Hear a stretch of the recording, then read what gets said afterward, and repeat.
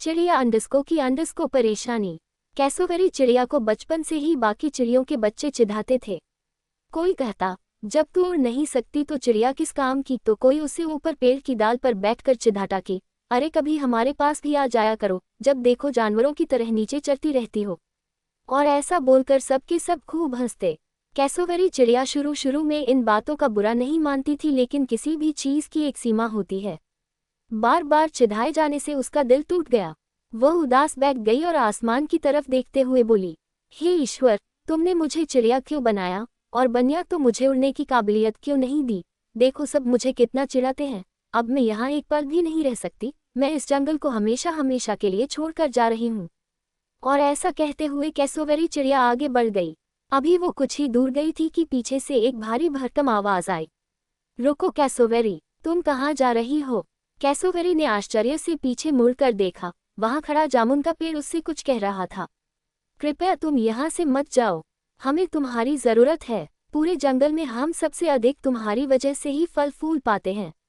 वो तुम ही हो जो अपनी मजबूत चोंच से फलों को अंदर तक खाती हो और हमारे बीजों को पूरे जंगल में बिखेरती हो। सकता है बाकी चिड़ियों के लिए तुम मायने ना रखती हो, लेकिन हम पेड़ों के लिए तुमसे बढ़कर कोई दूसरी चिड़िया नहीं है। मत जाओ, तुम्हारी जगह कोई और नहीं ले सकता।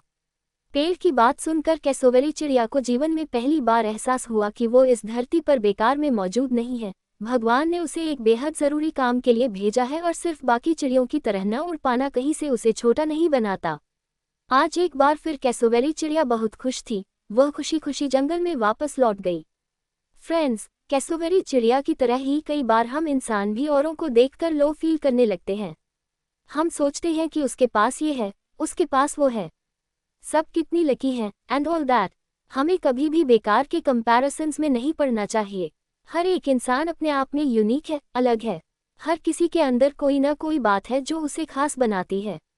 हाँ, हो सकता है कि वो पूरी दुनिया के लिए बस एक इंसान हो, लेकिन किसी एक के लिए वो पूरी दुनिया हो सकता है। इसलिए लाइफ की इम्पोर्टेंस को समझिए और अपने इस अमूल्य जीवन को पॉजिटिव थॉट्स का तोहफा दीजिए। यकीन जानिए, सकारात्मक सोच का ये एक तोहफा आपकी पूरी लाइफ को शानदार बना देगा।